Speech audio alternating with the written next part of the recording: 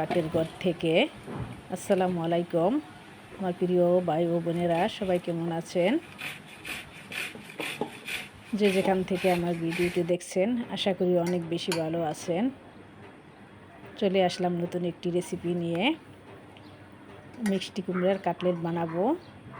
এখানে আমি 1 কেজির একটু কম মিষ্টি কুমড়া গ্রেট করে নিয়েছি, আগে ধুয়ে নিয়েছি। তারপর চিপে পানি ফেলে দিয়েছি। তারপর আধা কাপের মতো পেঁয়াজ কুচি দিলাম, কাঁচামরিচ কুচি দিয়েছি পরিমাণ মতো, যে যেমন জাল খান ওরকম দিবেন। জাল বেশি খেলে বেশি দিবেন। এখানে মরিচ গুঁড়াও হবে। তারপর আমি আদা বাটা, রসুন বাটা দিয়ে দিলাম 1 টেবিল চামচ। আর এখন সব মশলা, সব উপকরণগুলি দিয়ে দিব এক এক করে। এখানে আমি মরিচের গুঁড়াও 1 চা চামচ দিয়েছি, চা চামচের বেশি দিয়ে দিলাম। এসব একটু জাল না হলে ভালো লাগে না। এটা হলো মিষ্টি কুমড়ার কাটলেট। আর এখানে আমি গরম মশলার গুঁড়া, এটা মিক্স একটা মশলা আমি বানাই, ঘরে করি, ওই মশলাটা দিয়ে দিলাম 1 চা চামচ। লবণ দিয়ে দিলাম পরিমাণ মতো। আর হলুদ দিয়েছি আমি সামান্য, কারণ মিষ্টি কুমড়া তো এমনি হলুদ, তাই হলুদ অল্প হলেই হয়ে যাবে। আর আমি এখানে 1 কাপ চালের গুঁড়া নিয়েছি, যতটুকু প্রয়োজন হয় ততটুকু দিব, বাকিগুলি থাকবে। আর আমি 1/4 কাপের মতো ময়দা দিয়েছি। এখন সবগুলি দিয়ে মিক্স করব। এখানে আপনারা চাইলে ধনেপাতা কুচিও দিতে পারেন, ওইটা দিলেও ধনেপাতার ঘ্রাণ আসবে, ভালো লাগবে। তারপর সব কিছু দিয়ে আমি মাখিয়ে নিচ্ছি। আশা করি আপনাদের ভালো লাগবে। যদি আপনাদের আমার রেসিপিটি একটু হলেও ভালো লেগে থাকে বা উপকারে আসে, আমাকে লাইক কমেন্ট দিয়ে সাপোর্ট করবেন আর আমাকে উৎসাহিত করবেন, যাতে আমি আরও উৎসাহিত পাই যে কোনো কাজে।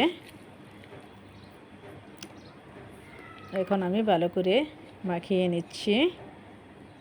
আমার কাছে মনে হচ্ছে আর একটু লাগবে, তাই পুরো 1 কাপ চালের গুঁড়াই লেগে গেল, কারণ কাটলেটের শেপ মতো আসতে হবে। এই পর্যন্ত আমাকে ভালো করে মাখিয়ে নিতে হবে। আর ওরকম শক্ত একটা ডোর মতো করে নিতে হবে। মিষ্টি কুমড়াটা তো এমনিই নরম, আর যখন লবণ মাখানো হয় তখন এমনি মনে হয় একটু পানি ছেড়ে দেয়, তাই মাখিয়ে সাথে সাথে কাটলেটের শেপ দিয়ে নিতে হবে। এই যে আমার মাখানো হয়ে গিয়েছে। তারপর এখন আমি আমার পছন্দ মতো বানিয়ে নিব। আপনারা চাইলে এটা টিকার মতো গোলও করতে পারেন। আমি যেহেতু মিষ্টি কুমড়ার কাটলেট সেহেতু আমি কাটলেটের শেপই দিয়েছি। আমি আমার পছন্দ মতো আগে গোল করে নিচ্ছি, তারপর আমি কাটলেটের শেপ দিব। এটা আর ব্রেড ক্রাম লাগবে না। এটার ভিতরে আমি একটু টেস্টিং সল্টও দিয়েছি। তারপর সবগুলি আমি গোল করে নিচ্ছি। আর প্যানে আমি চুলায় তেল দিয়ে রেখেছি। এই যে এবার আমি সবগুলি বানিয়ে নিব। আশা করি আপনাদেরও অনেক বেশি ভালো লাগবে। ভালো লাগলে পাশে থাকবেন। মনে হলো কি আরেকটু মাখিয়ে নিলাম, নিচে মনে হলো একটু পানি ভাব আসছে, তাই আমি আবার একটু মাখিয়ে নিচ্ছি। এই যে এবার সবগুলি বানিয়ে তারপর আমি ভেজে নিব। প্যানে তেল দিয়ে এসেছি চুলায়। আমার কাছে যেরকম পরিমাণ মনে হলো ওরকম সাইজ আমি করে নিছি। আপনারা আপনাদের পছন্দ মতো করে নেবেন।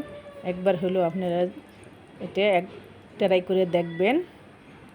আশা করি অনেক বেশি ভালো লাগবে। এটা বাচ্চারাও অনেক পছন্দ করে। আজকাল বাচ্চারা কোনো সবজি খেতে চায় না, তাই ওদের জন্য এটা একদম পারফেক্ট। এটা করে ফ্রোজেন করে রাখা যায়।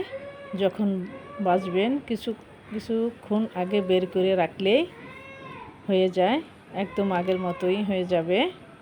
আমি তো দিন বানানোর পর আমার ছেলে অনেক খেয়ে বলছে যে ভালোই হয়েছে। আপনারাও খেয়ে দেখবেন বানিয়ে, আর বাচ্চারা বুঝতেই পারবে না যে এটা মিষ্টি কুমড়ার কাটলেট। এই যে দেখেন মাশাআল্লাহ খুব সুন্দরই হয়েছে, দেখতে সুন্দর হয়েছে। আর ভাজার পর মাশাআল্লাহ একদম মনে হচ্ছে কি টিকা টাইপের কিছু, আর খেতেও মাশাআল্লাহ ভালোই হয়েছিল। তাই আপনাদের সাথে শেয়ার করছি, আশা করি আপনাদের অনেক বেশি ভালো লাগবে। এই যে আমি তেল দিয়ে রেখেছিলাম, তেলটা গরম হয়ে গিয়েছে, এবার আমি দিয়ে দিচ্ছি। একটু আস্তে আগুনে ভাজতে হবে, মিডিয়াম আগুনে ভাজতে হবে, না হয় উপর দিয়ে পুড়ে যাবে, অথচ ভিতরে ভালো করে হবে না। তাই একটু মিডিয়াম আছে ভেজে নেবেন। তারপর আপনার এটা পোলাওয়ের সাথেও খেতে পারেন, ভাতের সাথেও খেতে পারেন, নাস্তা হিসাবেও খাওয়া যায়। যে যেভাবে খা যে যেভাবে যেভাবে ইচ্ছা সেভাবেই খাবেন। আমি ওই দিন ভাতের সাথে খেয়েছিলাম, আমার ভালোই লেগেছে। আপনারাও করে কমেন্ট করবেন আপনাদের কাছে কেমন লাগছে। এই যে দেখেন মাশাআল্লাহ এক সাইড হয়ে গিয়েছে, আমি এবার অপর সাইড উল্টিয়ে দিচ্ছি। যে দেখেন মাশাআল্লাহ খুব সুন্দর আসছে না, কালারটা খুবই সুন্দর আসছে। এই যে দেখেন আমি ওই সাইডটা হইলে তুলে নিব।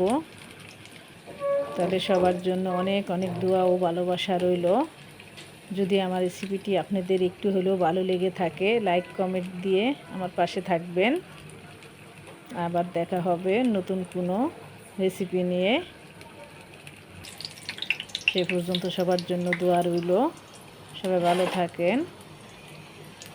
এই যে আপনাদের সাথে গল্প করতে করতে আমার রেসিপিটা হয়ে গিয়েছে, আমার কাঁঠালগুলি ভাজা হয়ে গিয়েছে, এবার আমি তুলে নিচ্ছি। এই যে দেখেন মাশাআল্লাহ অসাধারণ হয়েছে রঙটা।